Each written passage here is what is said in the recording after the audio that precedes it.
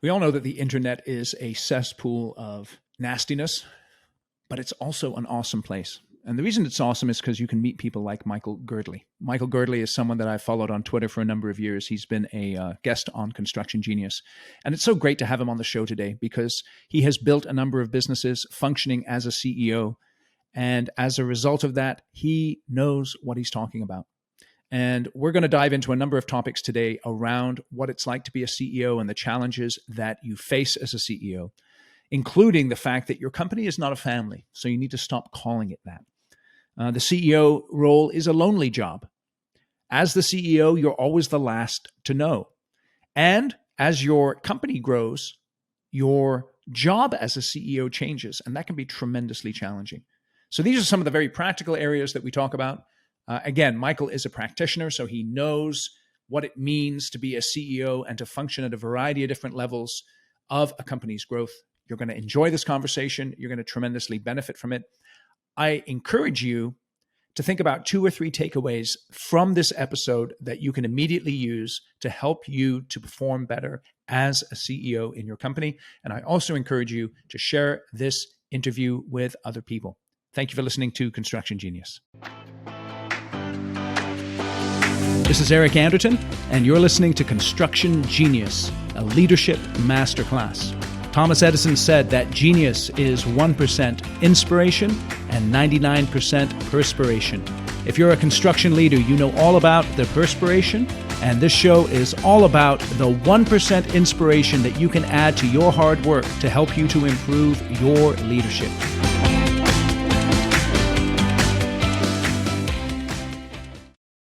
Michael, welcome back to Construction Genius. Excited to be here. Let's construct some stuff. Dude, let's go. All right.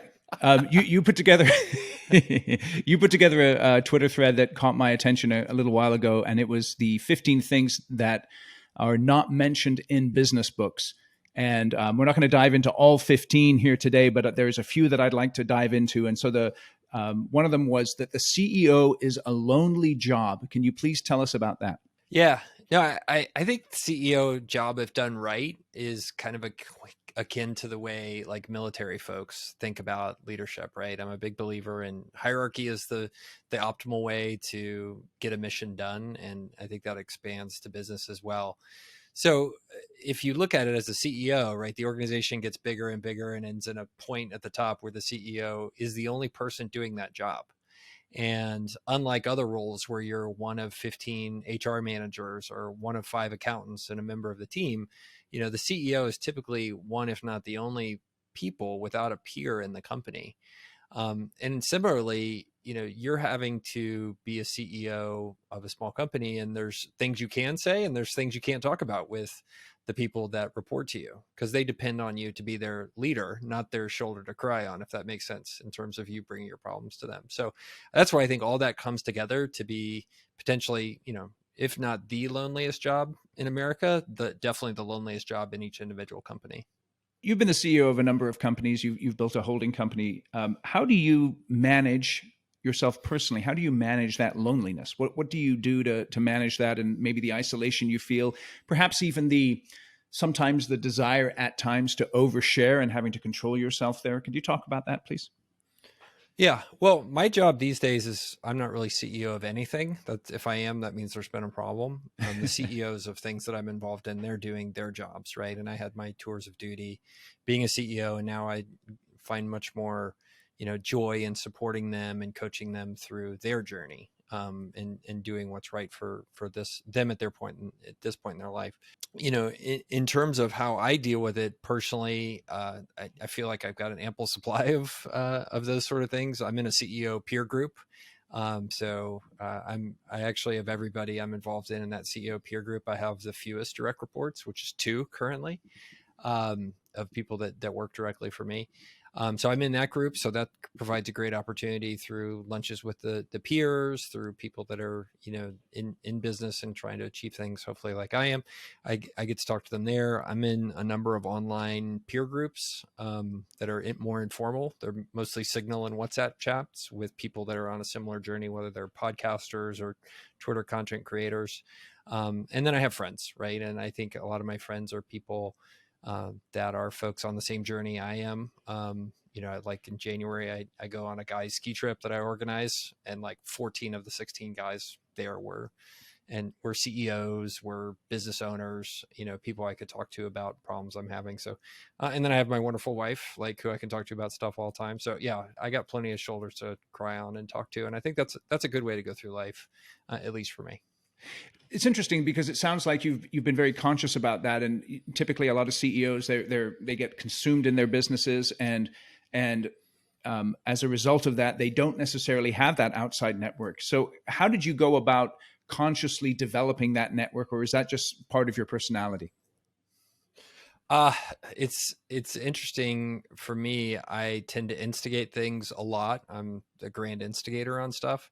Of those like signal chats and stuff that I talked about, I started all of them. Like the Okay. WhatsApp chats. And then for my CEO peer group, I am the number one referrer of people to join the CEO peer group. Okay. So I tend to be the person that's like, hey, I'm going to go on a ski trip. Would you 18 people like to come? And so it's very much orchestrated. And I wouldn't say that's very intentional. I would say that's just my nature, right? And my nature to be very logical and be like, what would make this more fun if I had 15 fun people that I all liked to go with me on this ski trip. And I figured out how to do that, which is if you're the organizer, you get to invite the people that you like the most. So like, I just invite the people that I like the most, and that's just my strategy. And to put that in perspective, to have 17 guys come on a ski trip, I invited like 60 people. And it was 17 that could make it. So that's how many people I know and how many people I like and I wanted to spend time with. And that's just a byproduct of my nature, such that, it's just how I run things. Let me ask you about the CEO groups. I know it's a strategy that clients of mine have used. They have peer groups where perhaps they go with that themselves and a couple of people from their organization. Yeah. And then CEO group, that's a slightly different flavor. How did you go about selecting a CEO group, and what are the biggest benefits that you get out, and what are some of the perhaps the pitfalls to look for when you're looking for that kind of association that you want to avoid? Yeah, that's great. Yeah, so I think in the universe of organized CEO peer groups, and I'll just talk specifically about the organized ones. There's ones that organize based around business size. And so they're kind of the classical network. So that's where you see like EO or YPO. Yeah. I do Vistage. Mm-hmm. Then, we just launched one that's actually for smaller companies who aren't ready to be in an EO or a YPO yet, called Scale Path. So we launched that last week, or earlier this week. Time flies. It does. So there's that kind of network of peer groups that are organized based on kind of business size. So we're targeting kind of the 500K to 5 million revenue business size, less than 30 employees. Yep. Then I would say there are topical or industry specific peer groups. Yep. So like one of my buddies is in one of those. And he does specifically it's just for people that own staffing companies. So he's actually in my Vistage group, and he does this topical one as well. So you see a lot of those. There's like ones for SaaS founders or construction people, and kind of do that bucket. So for me personally, I started in the kind of EO Vistage type thing. And that was actually the journey I did. I first joined EO. And for me, that was an exposure to what kind of this peer network stuff could be. It was a forum type situation where you meet in a small group, and then there's, basically chapter wide meetings that happen on occasion. And I learned a few things being an EO. One is that I am a pretty hard charger, and EO here, I wanted the meetings to be much kind of more nose to the grindstone type thing, more accountability, people pushing harder. So I ended up switching to the local Vistage chapter, and ended up working with a man named Tom Cuthbert here. And I've been, I think, one of his oldest members for the past 10 years, and maybe longer. I can't keep track. It's been a while. And I liked it because Vistage, at least in Tom's world, is much more hardcore, I would describe. Like, we're very focused on pushing. He chairs the meetings. Like, there's a level of accountability. Like, that matches my personality in terms of what I want to have. If I'm going to be going in on something, I want to go all in on something. And so that's how I've been doing Vistage. And I think that ties back to when you think about joining a peer group like that, people think like, oh, national EO is like the same everywhere, or YPO is the same everywhere, or Vista is the same everywhere. And really, I think the point I wanted to make is like your local EO chapter or your local YPO chapter or Vistage or Tab or whatever one you decide to join, like it is a reflection of the personalities that you're working with of who's running that local chapter. And so even here in San Antonio, the different Vistage groups are very different. Yeah. And like I wanted to be in some place that was pretty hardcore. There are versions of Vistage in San Antonio that are not as hardcore. Yep. And I think that's where you have to go kind of shop for a group that's going to make sense for you and your culture. Yep. And I remember meeting with a group, and I'm monologuing, so I'll keep going. But this you're is good. No, you're good. Monologue. It's fine. It's fine. There was, so I was like considering joining a group here that I won't name. Mm-hmm. And I go like meet with the guys, and it was all guys in the group. Right. And that was like first kind of red flag for me. Mm-hmm. And it would be like 10 of us. It's all guys show up and they're like, okay, well, we're going to do an interview with you on Tuesday at 2:00. We're going to meet at this bar. I was like, bar? Right. Who goes to a bar at Tuesday at 2:00? You're either an alcoholic or a loser. Right. Anyway, that's in my mindset. So we go to a bar and it's like everybody's drinking. Tuesday at 2:00. I was like, wait, I want to be part of a serious group that values stuff. And they proceeded to tell me about all the times they got together and partied and did stuff out, extramarital stuff and got crazy. I was like, aren't we like 35 years old? Like this is, this isn't the right fit for me. So that's where that interview process is so important to like go in and understand, like, is this a group I share values with? Do they have an attitude like I do? Do they have the same objectives? And, and really interview them to make sure it's going to be a good fit for you. But that was super eye-opening to me. I was like, why are we doing tequila shots at 2:00 on a Tuesday? This is not the group for me. There you go. No, it's great. So let me go back to something you said earlier, just at the beginning of your thought on why the CEO is a lonely job. And that's this idea of hierarchy. And you said in your experience, hierarchy is the best way to build a business and to execute a business.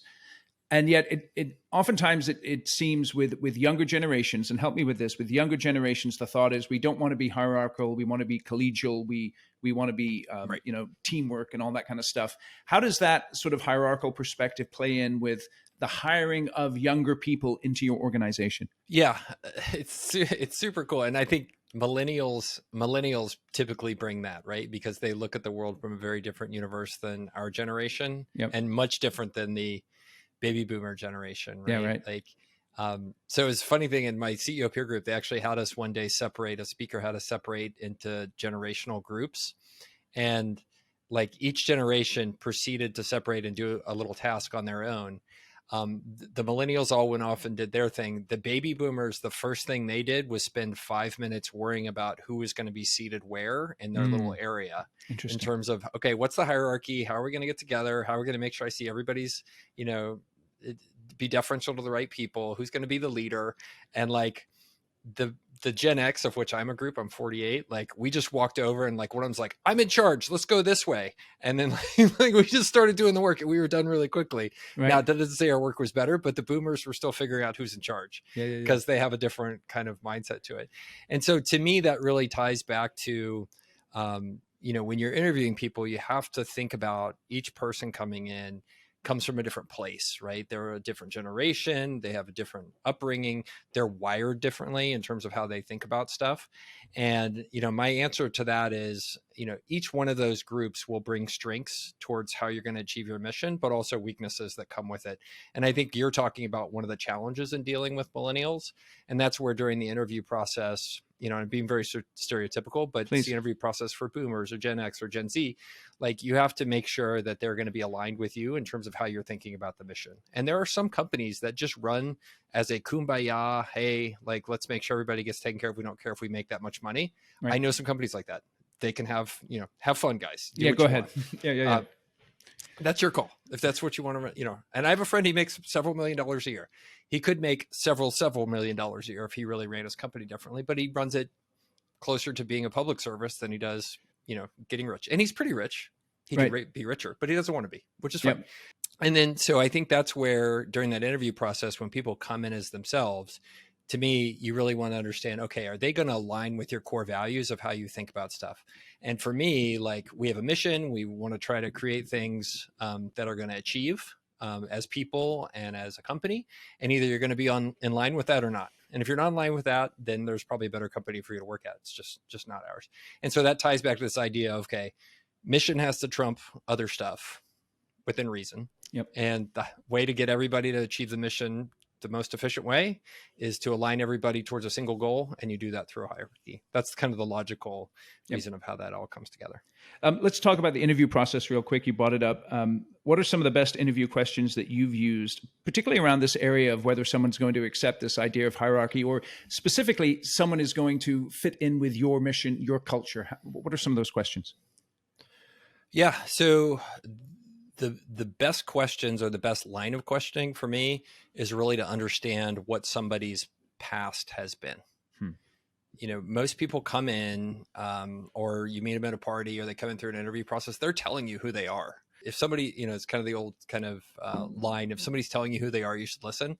Mm-hmm. And I think the best predictor for what is going to determine how somebody's going to act in the future is how they're acting up until now. Right. Yes. And so, you know, if I, for example, interview you and I discover that in college, you were not the fastest person on your swim team and you decided to quit, well, that gives me a pretty good indication of what you would do in your first job. And then if I hear that you did it again in your second job and your third job, or there's a pattern there, that pattern is going to give me a great predictor on how you're going to perform when you come work here or work with me. So let's say you're somebody who came into a company and you pursued exclusively your personal agenda at the expense of the company's mission. Well, I'm pretty sure you're going to do that when you come here.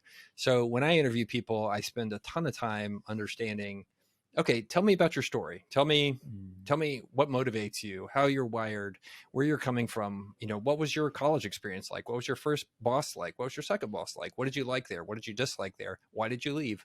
All that gives me insight into what you're going to continue doing, because it turns out, like humans, we're pretty predictable. Like we just keep doing the same thing over and over again. So that's my strategy, to understand that and give you a good idea of how somebody's got to perform in the future. Do you ever find someone, like when you're asking them about their past, and typically I think this happens usually in sort of late teens or early 20s, but there's like a pivotal moment where actually something changes and their behavior changes, and that then establishes a new pattern. Do you ever notice that?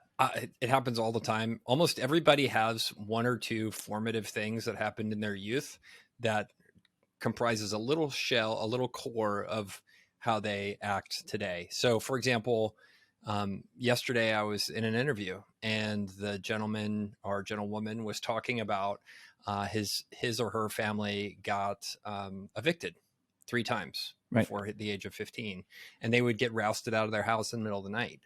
And so the echo of that is this person has gone on and has zero debt in their life, is living the absolute possible way that it would be impossible for them to ever get evicted again. It's so interesting. It's like, but like if you think about what happens there, you see extremes that happen to a kid or a person in their formative years, that echoes back in how they deal with everything. Yeah. You see people that were abandoned by their parents, or you see somebody, you know, I'll tell you what my hangups are. Yeah. I've done this thing enough to know, like, yeah. I got 2 or 3 chips on my shoulder. I'm still working through them. Yeah. Right. But that's okay. Right. That's okay. Like as long as your response to them is a healthy thing, that's totally fine. But as somebody wanting to get to know you as a person, as you're coming into a company or a work environment, I want to know how you're wired, so I can create the best environment around you so you can thrive when you come work here. And so I think that all that is totally fine. And I'm not going to beat up somebody because they got, you know, they act a little different now because of that like childhood kind of thing that happened. And all of that it's just fascinating for me. Yeah. Like, I don't know if it's clear I get excited about it, but it's great to really understand people that way. So you have to really take your time there and from what you're saying and go into the past, because the past is the predictor of the future. And like you're saying here, people changing, particularly as adults, is something that's very difficult. So if you're picking up those patterns of behavior, expect those when you bring that person on board. 1,000,000%. Okay. They're not perfectly predictive, but they happen. Yes, they do. Yeah. Again, and when it comes to hiring, it's not a science. It's kind of an art and a little bit of science. And so you have to be looking for those patterns. All right. Another one that you said that I really like, and I this is particularly good. I'm out in California, so you hear this a lot in California. You said your company is not a family. Stop calling it that. 100%. Go on that one. Oh, I have so many good rants about this. I mean, Please. I think it's totally. I am wired that I hate stuff that's disingenuous. Like Yes. it's stuff that's like, don't blow smoke up my butt. Just like tell me how it is. And I think that is perfectly that, right? When somebody's like, our company is a family, like that is total BS. It's total BS. Nobody fires their cousin because because we're business went down 20%. Like Yeah. you don't fire your mom, right? It Yep. just doesn't happen. You may get estranged from your mom, but you don't fire her from the job, like box up her stuff and walk her out to the curb, Right. or negotiate a severance agreement. So the problem with using the familial, we're a family language is it's just you're sitting there lying to your employees, Mm.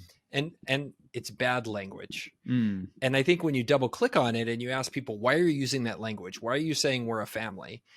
It's because what you're really trying to say is, I am using a lens of looking at you as an employee or a teammate, that you're a person first, that I care about you as a person. And that is going to be my lens of how I think about everything I'm going to do with you. And I'm going to use a human centric lens, not a machine centric lens to think about you. You're not a tool for me. Yes. But people use the language so sloppily to say we're family, but it's not. It's a total fake thing, and everybody knows it when you say it. Yeah. So that's why I encourage people to be like, we're an all-star team. This is the language I use. We are an all-star team. We're on a mission. That is the focus here. And yeah, I didn't adopt you, but I am going to treat you like a human being, like a person first. And then I'm going to balance that with us trying to achieve this mission and go from there. So that's my whole rant against the family thing. Like every time somebody uses that language with me, like we're a family or whatever, I know they're about to screw me. They're going to rip me off because it's just so bad.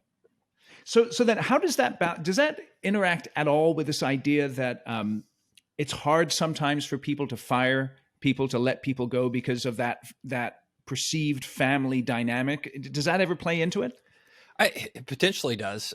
I think most people are, are risk averse, are failure averse. They delude themselves. Oh, well, Jim's just going through a tough time. He'll come around, or Eddie will come through. He started out great. Or it'd be so difficult to replace, Jill. She's been here forever. I think at its core, most people are lazy and self-delusional, and it tends to be that way. And they're scared. They don't admit they made a mistake. Yes. Those are all very difficult. It's going against so many aspects of human nature. I think that's why we don't help people move out the door as quickly as we should on a recurring basis. Okay, so let me ask you this. I can recall a time in my life, I'm thinking back, 20 years plus, and I was working for a small entrepreneurial company, and I was a high performer in that company.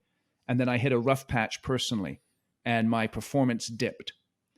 And the CEO came up, beside me. He asked me what was going on. He put his hand around my shoulder, so to speak, and he supported me through that. And it lasted for a period of time, and then I came out of it.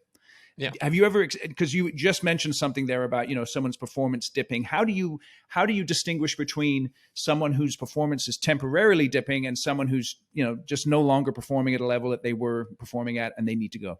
Yeah. Well, one of the frameworks I like to use to think about people is like your contribution to the company or your fit at the company is not single dimensional. And the one I actually like the most is the one EOS has, the entrepreneurial operating system. They have a people analyzer that uses 3 dimensions. Yep. Do the people want to do it? Yes. Can they do it? And do they get it? Yep. And so what you'll see is the highest performing people hit all 3 things. So can they do it? Like, do they have the mental horsepower? Do they have the skills to do the job? Want to do it, the W. Do they have the right cultural fit? Do they want to achieve and do good things? And then get it. Like, are they in tune with your culture, your mission, the way everybody kind of gels? Like, do you fit the culture? And so what you'll see is some of those like lacking when somebody's not performing well is typically one of those 3 areas. Yep. And so, for example, if the problem is a can do it problem, right? Like in your case, you could do it before, but you're not able to do it right now. Right. Like that's a temporary thing. And you can start to work with a person on a personal development process to get them there. But you'll see things also where there's people who just like, they're just not mentally capable, or they can't assume risk, or they can't be precise enough to do the job right. Yes. In that case, like you should be realistic about, okay, we're not going to fix that. Like you just need to find a better job. This is not the right job for you. You're not Yes. a bad person. We just asked you to do the wrong job. Yes. And so, in your case, like you were going through a rough spot, and that's where like I think a boss can use a framework like that, or another one, and understand, oh, this is a temporary thing. Let me be part of looking at you as a human first, and then help you develop back to where you used to be before and get you there. Right. And so that's kind of that temporary versus permanent problem. And in your case, it was temporary. And yeah, I've dealt with that. You just work with the people as best you can. Yeah. It's interesting because sometimes the idea of wanted, that motivation, sometimes you have a high performer and all of a sudden, for whatever reason, they just lose their desire to be in your company, and they're done and they're checked out pretty fast. Do you ever see that happening? Yeah. I mean, all kinds of versions of that. I had a person working with me 15 years ago, and he had a bad back injury. He got on opiates to deal with the pain, and he went from totally motivated, in tune with everything, and his W and his G just went off the cliff. Like he didn't get it anymore. Like he wasn't in tune with the culture. Didn't really have any kind of focus anymore. Like the drugs took over, and we'd be on calls and he'd just be in Crazyville, like 1 out of every 3 calls, because that just wasn't the right fit anymore for him. And so there's all kinds of factors that it can get you there. And I've seen it with drugs like that. I've seen it where people go through, trauma with their family, personal trauma. Yes.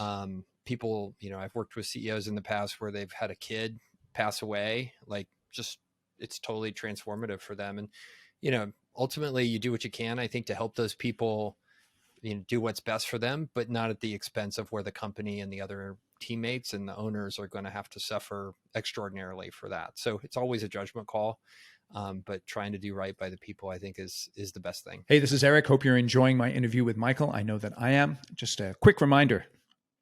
We're talking about what business books don't tell you. Well, let me tell you about a business book that's all about what it means to lead a construction company. And that is my book, Construction Genius: Effective, Hands-On, Practical, Simple, No BS Leadership, Strategy, Sales, and Marketing Advice for Construction Companies.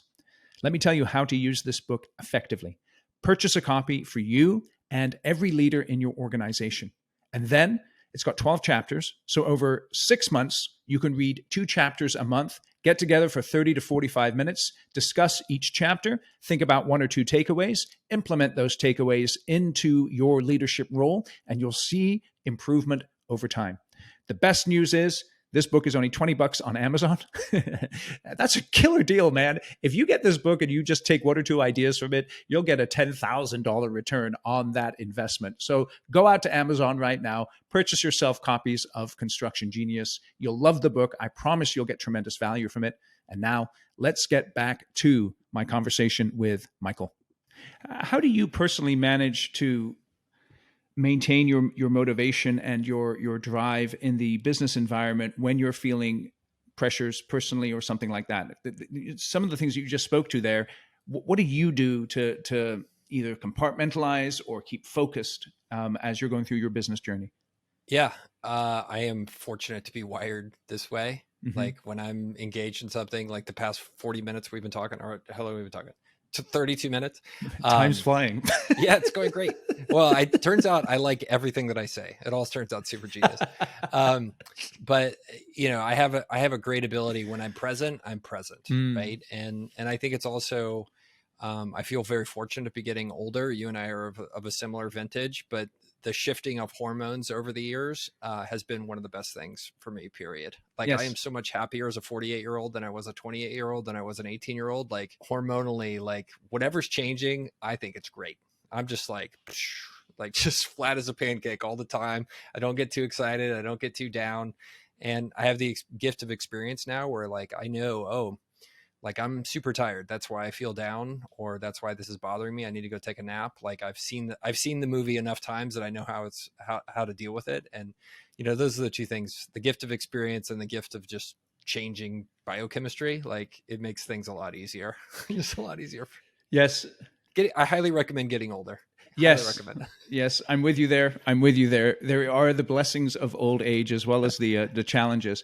Let me go to this other area that you talked about. And I'm thinking a friend of mine right now he's a dear guy, and he's he's been working on a startup for many years.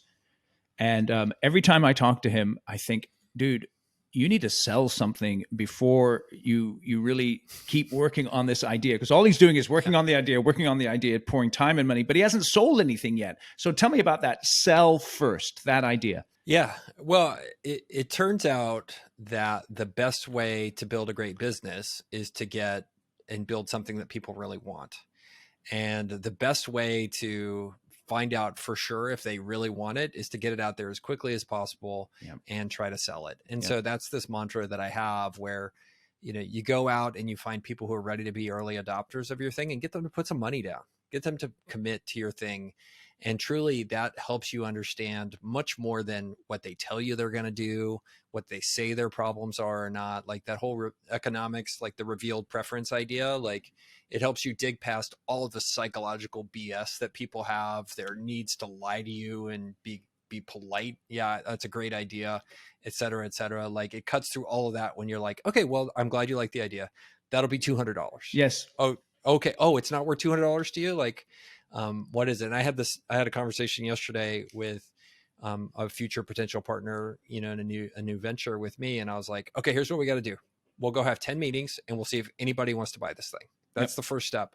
And he's like, before we build anything? I'm like, absolutely. Yes. Because that's the biggest risk here. Like, does anybody actually want to give us money for this? And you go sell it first and really understand if people are willing to try to put money down on it or commit to it. Yeah. And that tells you much more than any interview or guess or expert research or Gartner report. Like, who cares? Like, go see if you get some money. That's right. Yeah. And I think in the world of construction, the context being because of the risks involved with entering into projects, you start small. You go out to an owner or something like that and you say, hey, you got a small project I can work on. You build that right. You get some money for it and you learn and you grow from that point right there. Let me go to this other idea here. The CEO is always the last to know. As a dad, I can appreciate that. That's something where I'm always having to be on the leading edge, asking how things are going. Tell me about that. CEO is the last to know. I'm curious, as a fellow dad, do your kids rat each other out when they want to get back at each other? The main thing I'm getting at the moment is, I'll tell you what I get, is my older kids, I have 5 kids, so my 16 and 17-year-old, they come in and say, hey, Dad, the 8-year-old, he's behaving like a punk, right? And so what they do is they're like on my mindset in terms of how a child should behave. And so they're always pointing out, you need to deal with that. You need to deal with that. That's so funny. Yeah. Go take care. Go do some parenting. Yeah, I know, huh? Well, yeah, this is a dynamic I would notice in being a manager, then a director, then a VP, then a CEO. Like I would go talk to some trusted person, on the staff, and almost universally you'll see in every high performing company, the senior level staff has one person who kind of runs around and is like the lubricant and glue. Like everybody knows Jill or Jim because they all love Jill or Jim and they bend Jill or Jim's ear about everything. And the CEO ends up doing the same thing. It's like, oh, I love talking to Jill. I'm going to go talk to her. And I discovered like 4 or 5 times I would go talk to Jill or go talk to some teammate who was pretty plugged in. I'd be like, have you noticed that, Bill's performance is really slipping lately? And they all would say the same stuff. You're just noticing now? Yeah. And it would happen over and over again. And it led me to understand that those connections that happen inside of the company across all those people, you have 50 people, they are all chitter chattering because they got nothing else to do. And they are gossiping and talking and complaining about Bill or Ed or so-and-so employee for letting them down. So the frustration is almost universal.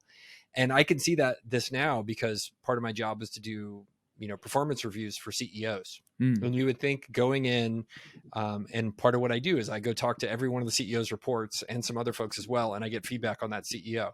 And you would think, oh, there's going to be a lot of nuance and different things that people say about that CEO's performance. And that is not the case. Almost universally, people will say 1 or 2 things are going well and 1 or 2 things are going poorly. And everybody says those things about the CEO. Everybody knows. The CEO has no clue. Interesting. Yeah. Is there any difference between the performance reviews you do for the CEO and for someone in a different position? The main difference is in terms of my ability to actually have insight in terms of what that person's doing.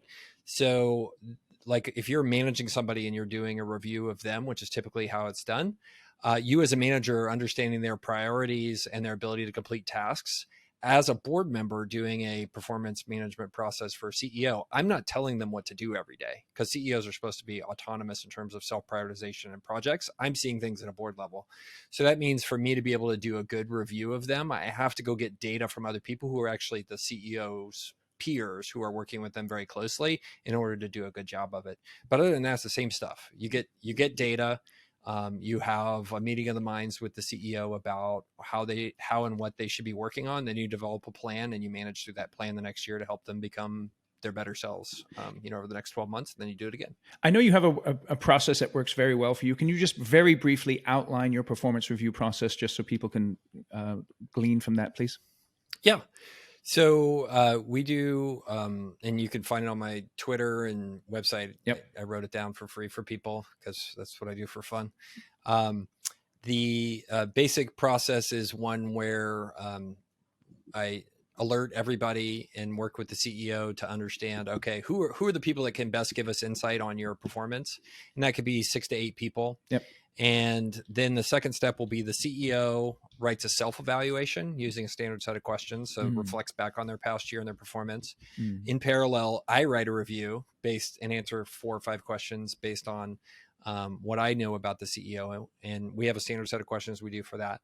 And then based on the list that I put together with the CEO, people who know and are working with them the most closely, we will put together and send these other folks a data gathering exercise. And that will be all done through Assess, a software app, and they'll fill out the stuff, and then I get all the data.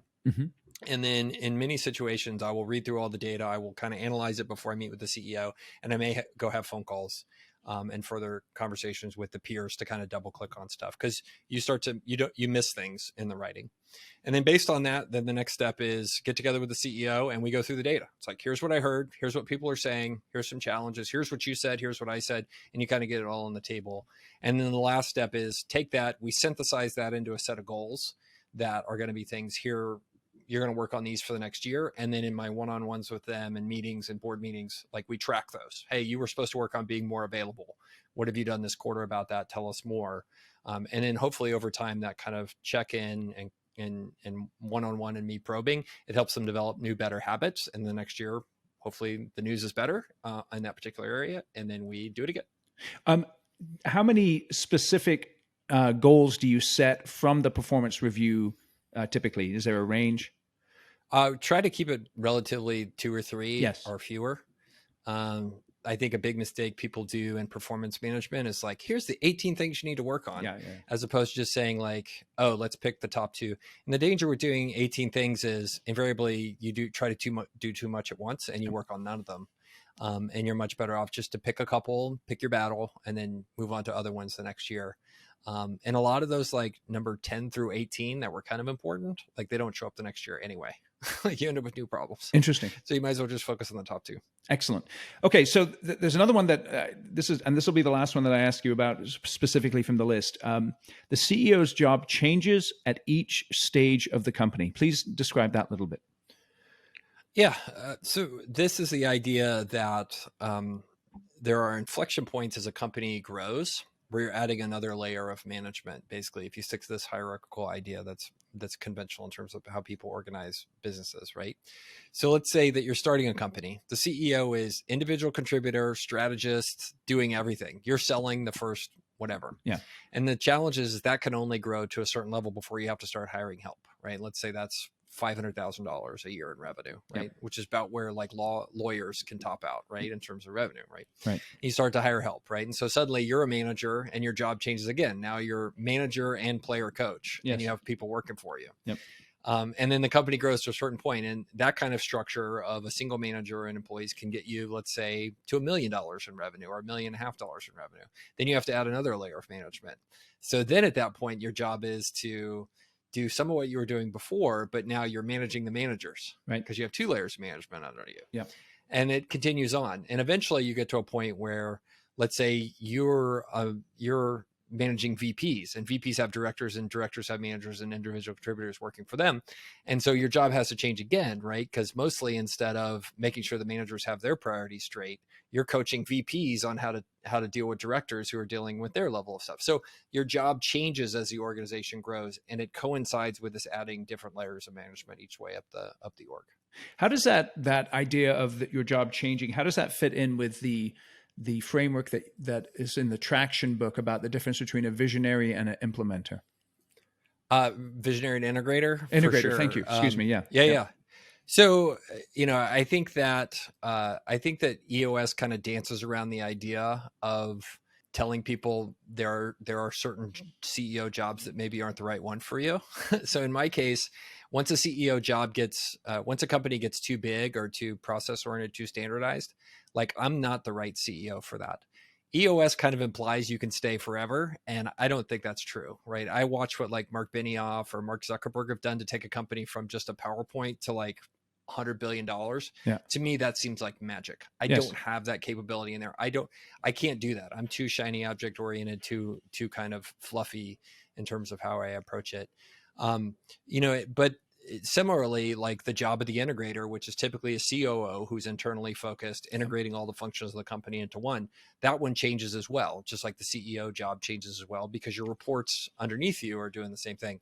But it does feel very, EOS is very stringent about it, and I think it's totally right. The optimal structure is visionary, outward-facing CEO, and then inward-facing COO who is making the trains run on time. And if you look at Facebook had that, right? Like you had Right. Sheryl Sandberg, and she made the trains run on time, and Mark could go do stuff.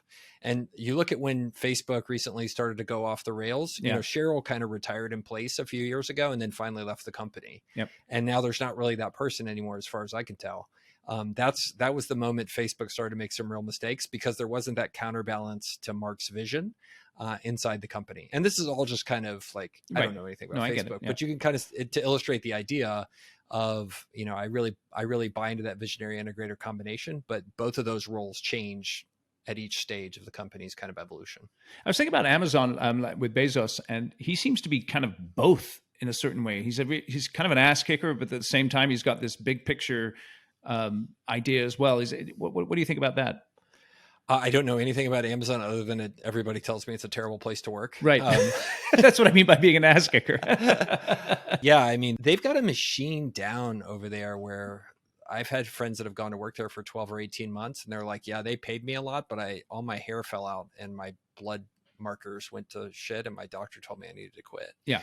I hear that over and over again, but I have friends that have been there for 20 years and love it. So I don't know. I don't worry about it too much beyond hearing the rumors. I think Mark is, who we talking about? Jeff Bezos is somewhat retired at this point. So the only pictures I really see of him now are on Instagram. On Instagram. And can I get some of those steroids? Can we get some of those, do you think? You totally can. I mean, philosophically, I don't buy it. Like, right. Everybody wants a pill when you should just work harder. There you go. Like, eat better. That's my advice to you. Eat better. Let me go back to the visionary thing real quick. If I'm a visionary, what are 2 or 3 things that I need to do? Because I know plenty of guys like this, right? They've built a killer company. They've sold a bunch of, they sell and they're really good. And then they just struggle, right? Because the operations kind of have issues. Totally. So as a visionary, what are 2 or 3 things that I need to be doing on a weekly or a monthly basis to make sure that my operations are dialed in? Yeah. I think most visionaries are delusional about being good operators. Yes. I think most of them are convinced they're really good operators because they built a business from 0 to 10 or 0 to 20 million. And you can will a business to that. Yes, you can. Despite kind of flaws and stuff like that. Yes, you can. So you asked for 3. I just think it's number 1 is just be realistic about how you're wired. Yes. Like as a younger man, I thought I was a really good operator. I am not, because I've seen good operators and I know how they operate. And they are not, they don't have the same strengths I do, but they don't have the weaknesses I do.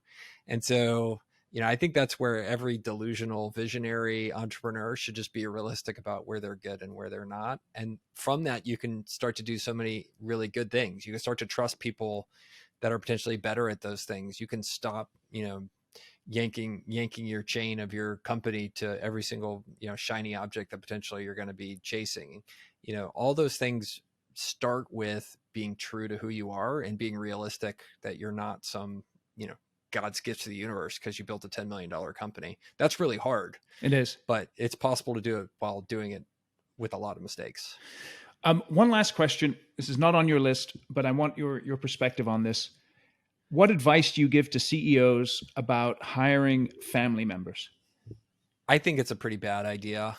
In my organizations, we have strict anti-nepotism policies. We don't do business. We don't hire family members. We don't do business with family members. And that even applies to us as owners. Like, there is no kind of like weird stuff going on in terms of all that, because it just creates like challenges. So for example, one of my companies literally was partnering with a relative of mine, and we discovered that the whole company was like slowing down one day a month in order to make sure this one relative as a partner was happy. And it was like a 0.01% of the business, but it was costing us millions of dollars. So we just don't do it.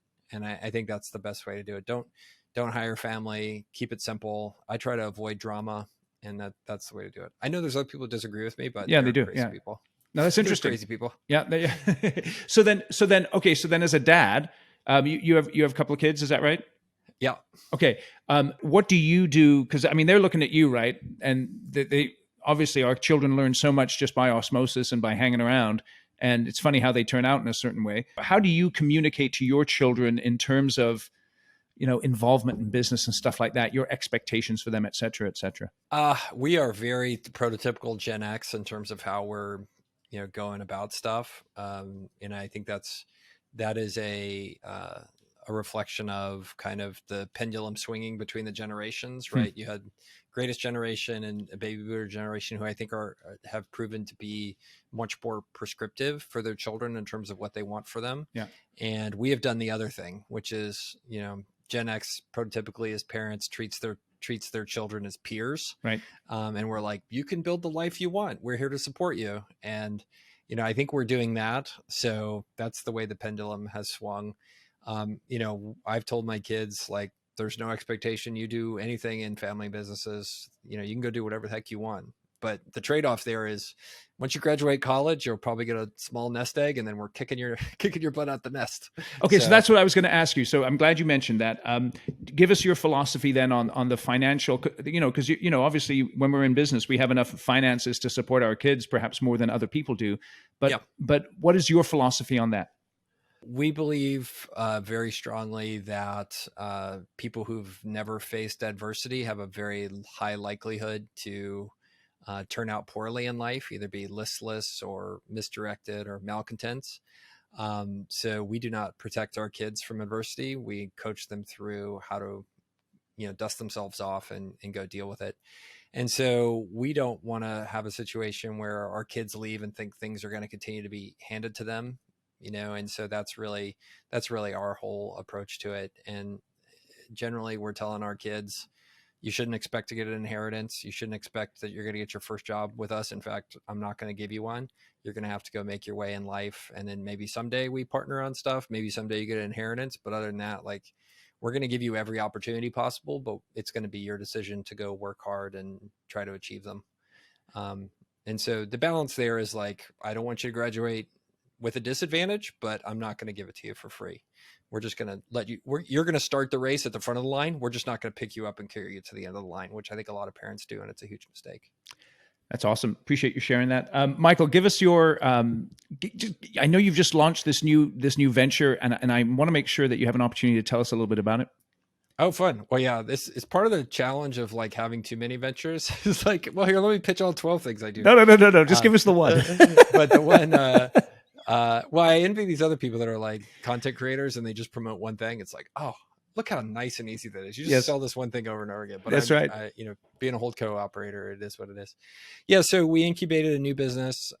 It's called ScalePath. It's at joinscalepath.com.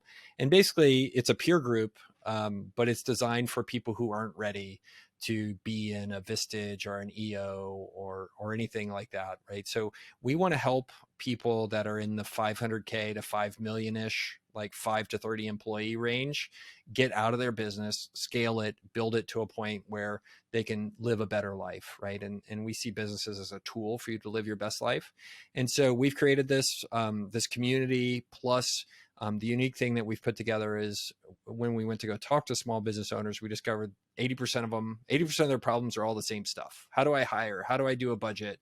What do I do as a CEO? Like, how do I do all hands meetings? And those kind of 100 problems or so that every single business has, no matter what industry you're in, but at that size, you all have those things. We're building playbooks in a library where you can just pull up one page and say, I trust this. This is the best of breed to do a sales compensation plan, right? Or to do a marketing plan. Like that one pager gets you there and gives you the answer you need right now, rather than going to try to do some 6-week course on marketing or whatever. So that's the whole thing. Launched. We're taking our first 100 members. We actually almost are full. And my business partner's filling that up, and it's all done at a price that small businesses can afford. So online completely, you can be anywhere, and it's $200 a month as the starting price for the whole thing. So we're excited to get it going, and the reaction's been really good. So yeah, the first cohort is going to fill up, and we'll build something really big, I think, out of this. So let me just put my own personal endorsement. If you are in that $500,000 to $5 million range and you're looking for a peer group, you have to check this out, because the nice thing about Michael is that he knows what he's talking about, and that's super helpful. So I encourage you to go to joinscalepath.com and check that out. Michael, you've been very generous.